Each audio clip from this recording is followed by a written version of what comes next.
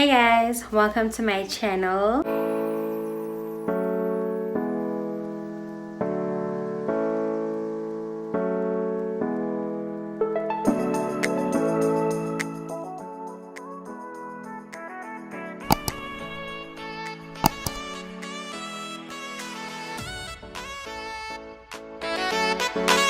My name is Keneiloe Myoli, and if you're here for the first time, welcome. I hope that you will like it, share and subscribe on the red button down below to become part of the family. So if you're subscribed, the subscribe button will be gray, and if not, it will be red. And for my returning subscriber, thank you so much for your continuous support. We are officially on the road to 500. So in today's video, I've decided to tell you guys about my labor and delivery story. So as you know, I was diagnosed with placenta previa, so I will add the video here, so please make sure that you refer back to that video if you are not familiar with what happened and what placenta previa is. So I was then scheduled for a C-section.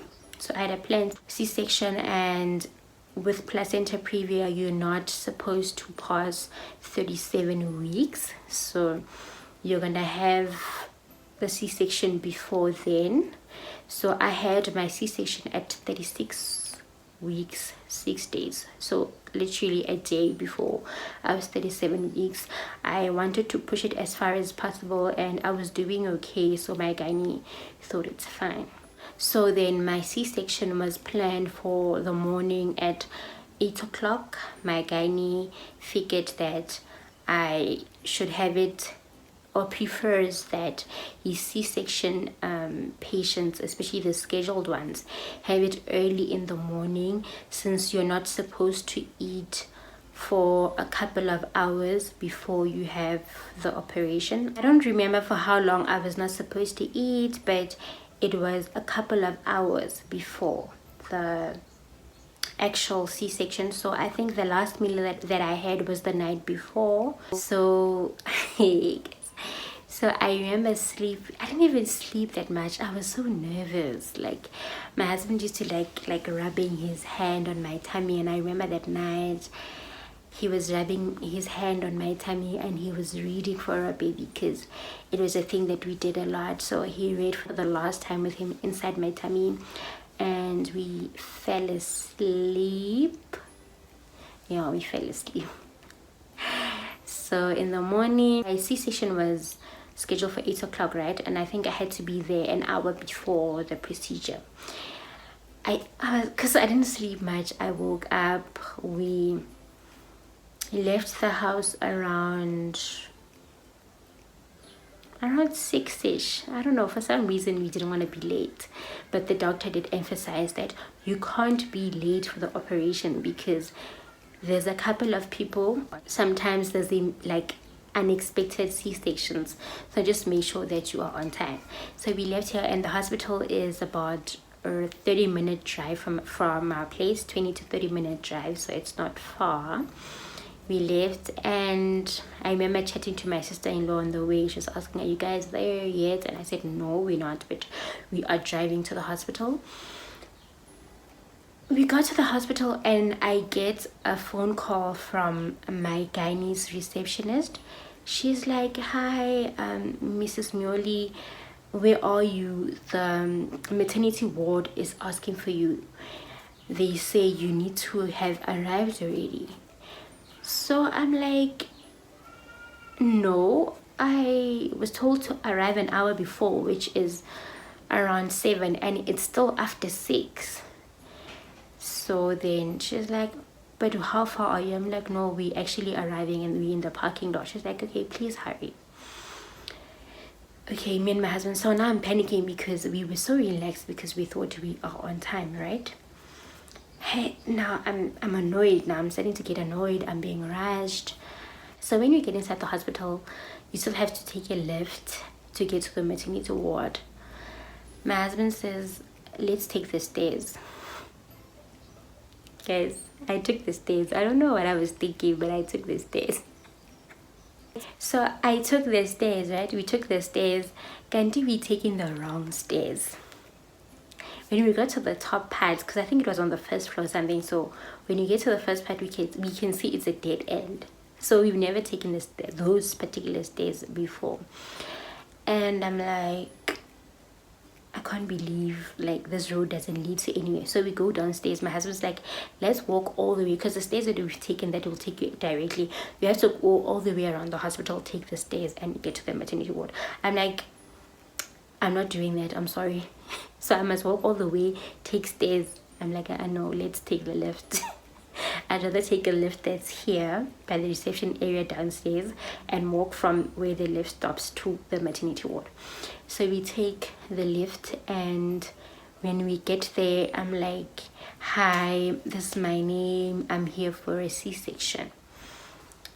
My doctor's receptionist called me and they said, I'm late. Yeah, please leave your bags, rush. And I'm rushed to the one of the, what is it called, the rooms that we were gonna sleep in. I forgot what they called, but the room where I was gonna be sleeping in, because when I was booking for my hospital stay, there was an option for a private room, which we thought we'd do. But when we had the antenatal class that I wanted to tell you about, actually, we were showed the rooms around the hospital. So the only difference between a private room and a regular room was you don't share your bathroom with everyone. And if you share a bathroom, the regular rooms, it's just 2 people, and there's a bathroom in the center. So there's 2 doors, so it would be my room, the bathroom, and then from the bathroom there's another door leading to the next person's door. And really the rooms were spacious. That was literally the only difference. And so I was just like, oh, the rooms are nice either way. I don't have to share the bathroom with too many people. And also you have to book a private room months in advance. So even when we wanted to consider it, I think you pay an extra 1,000 rand plus to get like a private room. It was fully booked, so I didn't get a room either way. But so I get to the room, that lady's like, can you please go take off your clothes? So and then she gives me that gown that you wear. So I'll add pictures if I find them. So I go to the bathroom, I change, guys. When I came back, you know that part, that hospital gown, it was, I put that here on the front part, not at the back. I've never been admitted before, so I don't know how it works. I've never really like noticed before what happens. So when I come out, that lady's laughing, and I'm like, and she's like, no, it's the other way around, let me help you. She helps me. Then she tries to put in the drip. I think it was supposed to be this side. So she's trying to, for some reason she couldn't find my vein. But it's a problem that I've always had, because I remember even in high school when I wanted to donate blood, or previously when I wanted to donate blood, they've always said they can't find where the vein is. So hence I've never donated blood before. I've tried a few times, but I've always failed. So then she tries, she can't find it. Eventually she comes, where was it here, the drip? I can't remember. I think it was here. Was it here? I can't remember, but yeah, we'll see on the photo when I find it. So she puts it on this side, and normally she doesn't want to put it on this side, because after if the drip is here and you're right-handed, you're gonna struggle to hold baby. Now you're gonna be forced to hold baby with his arm, right? So but it had to be done. She puts it on this arm, and I'm done, I'm ready. I wait. So I'm thinking, so I was rushed just to get dressed and wait. So then she explains to me that no, that the procedure doesn't take long, so they don't want to have like too many gaps in between. So it's just like go in the theater basically. My gynae had already started with a couple of people, and the time for me was approaching, even though it was supposed to be way later. They just wanted to finish everyone in the morning. So I sat there, and I remember this other lady coming in, and she told us about the socks that you put on to avoid inflammation or the swelling of your feet. and yeah, basically she was selling them. I think I'd heard about them before, and I was told that I could buy them at the hospital. So that lady arrived telling me just before the procedure, so I think she was doing rounds and she knew who was about to have a C-section or go into labor.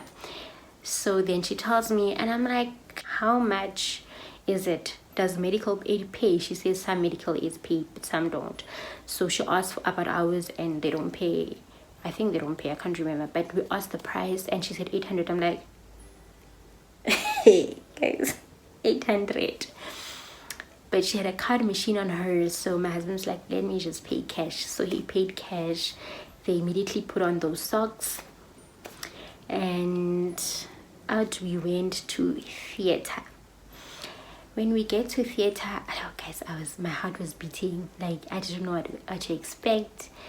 Was I excited? I was, but I was very scared as well. So we go to theater. When I get to theater, it's cold. It's cold. When I get there, I get reminded that, okay, you're not allowed to take videos. So I don't know, guys, like, I see some people have videos, so I don't know if it's a rule of the particular hospital where I was, but they didn't allow videos. So I couldn't even take, like, there were no pictures, there was no videos. So yeah, they reminded me of that. When I get in, there's other people in the theater, but obviously in the theater you have operations, so we're there for different reasons.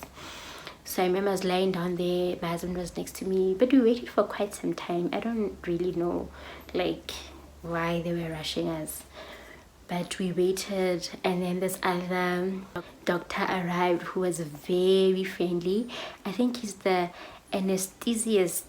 I really struggle with that word, but the guy that injects the thing at the back, the one that's gonna numb your body or your legs downwards so that you don't feel too much pain. I think it's the anesthesiast. So he comes there, he's making jokes. I was seeing a lady who was there with her small kids, and I think the one of the child was gonna have an operation. So like, it was nice. It was a nice, mood. But I saw that other people have like gospel music when they're giving birth. So I think next time I must ask if I can play my own music.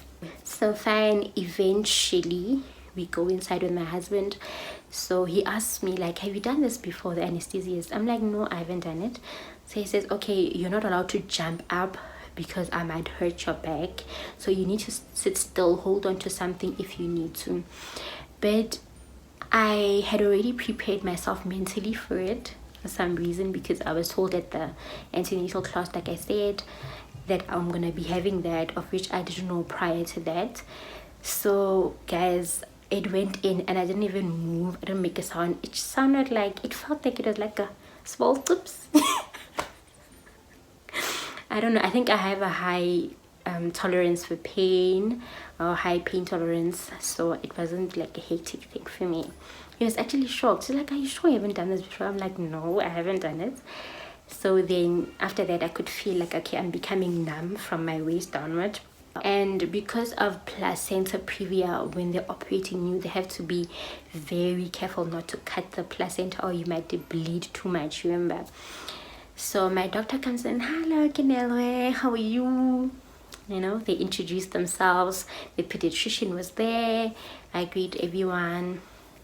And then they put that, they call it, what do they call it? Like a tent. So I couldn't see, like, from my waist downwards. My husband was right next to me. He was sitting right here. And they had that tent, and I could see people from the side, but I couldn't see my actual body going down. Of which I know it's common practice with a C-section. I'm not sure under which grounds you don't have it, or if you choose not to have it, but you might see and get traumatized. So they were operating. I remember, were they playing music? I don't remember if they were playing music, but my doctor was chatting, and he started speaking a bit of Zulu. I was like, oh, my doctor can speak Zulu because he's white.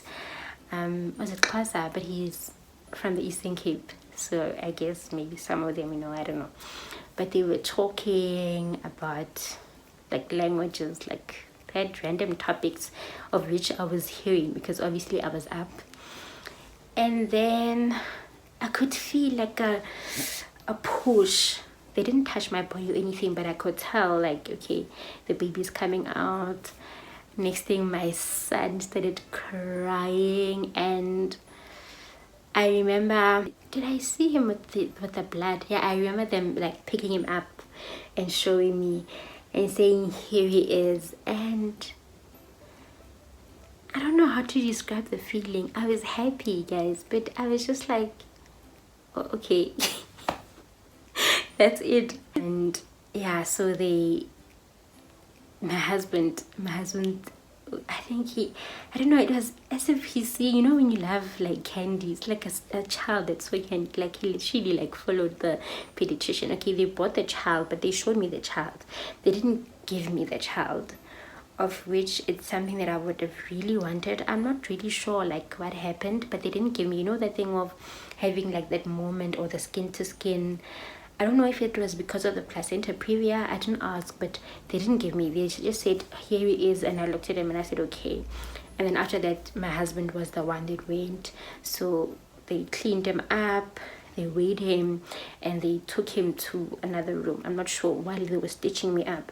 And I remember my gynecologist saying this placenta was sitting really, really low. So there was no way that you're gonna have natural birth. It would have been too dangerous for you guys. He actually wasn't saying that to me. He was talking to his colleagues as they were busy, you know, stitching me up. And I even had like extra stitches, more than usual, because of the placenta previa. So that was basically it.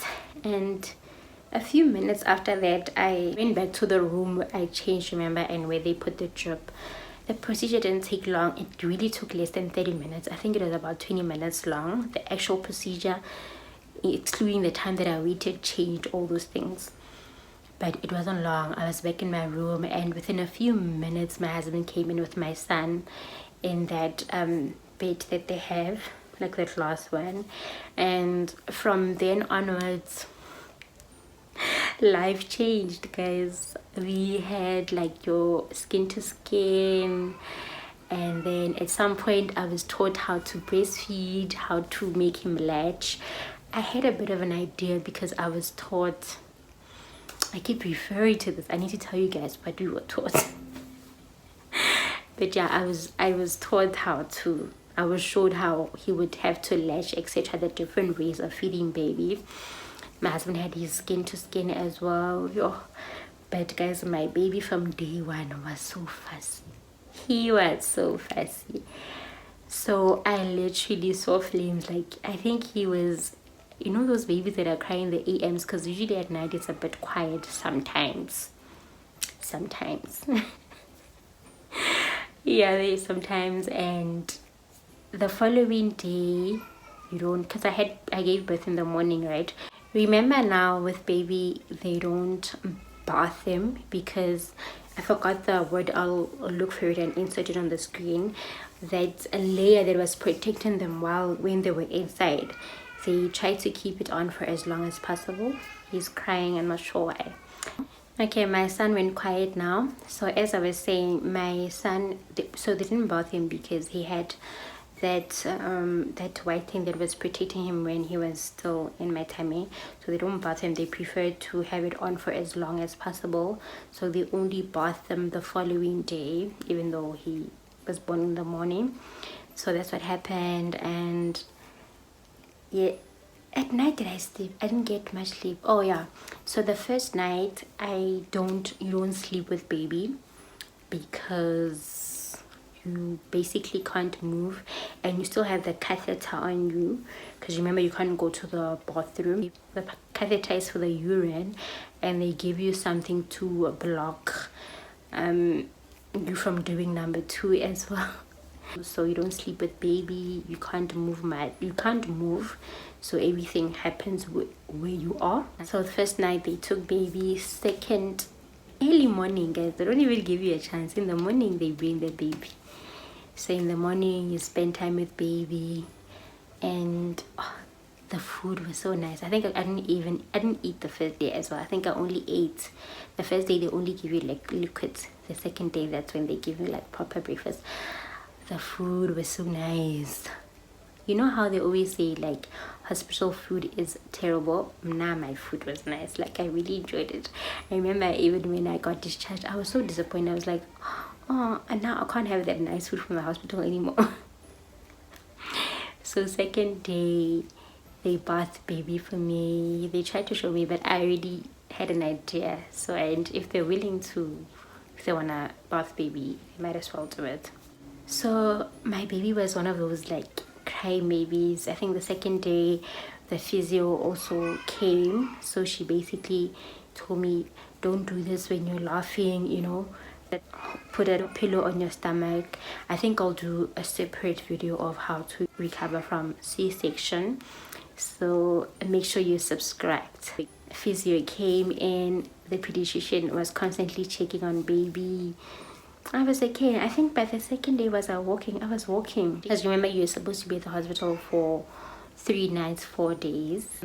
So yeah, I gave birth on a Thursday morning and I got discharged on a Saturday. Yeah, I think I got discharged on a Saturday. And I think even on the Friday I was walking around. There were people that I knew from church that gave birth around the same time as me. It was actually my pastor's kids, 2 of them. So yeah, one of them gave birth at the same time as me and we were together there. It's a legal class. So I even heard their voice when they were leaving with baby, but she gave birth I think 2 days before me. So I went there to say goodbye. I remember the nurse was asking, Keneiloe, why are you walking around? Are you trying to show us that you're ready to leave this hospital before the time that is allocated for you to leave? And I was like, get ready. Because I remember I went with a mentality of, they said you must move around, you know. And guys, my baby was showing me face. He was crying a lot. I remember the nurses were saying, I think this baby doesn't get full, maybe give him formula, of which I ended up agreeing to because I was so tired. He was crying all the time. I wasn't really getting a lot of help. And the first day, the one thing that I wasn't expecting was the pain. Like, I remember my nurse asking me, are you fine? Are you in pain? I'm like, yes. So I remember putting in the pill, what is it called? The one that they put inside your, like, in your behind. That, yeah, she actually waited for my sisters-in-law to leave so she can put it in. And I had one where I had to, that was inside, I think it was like sort of like a drip. So every few hours you had to press it to release the painkiller. I also had that, but it wasn't terrible. Like my pain and my recovery, which I will be covering in the next video, wasn't too bad. So yeah, so basically that was my labor and delivery story. I really hope that you guys enjoyed this video, and do let me know what you think. Let me know about your experiences during your delivery. Do you have natural C-section? How did it go? And if you enjoyed the video, please make sure that you like it. Also share this video with other mummies and share it with your friends and family. Share it on your WhatsApp status, share it on your Instagram stories. I would really appreciate it. So until the next time, you guys, bye.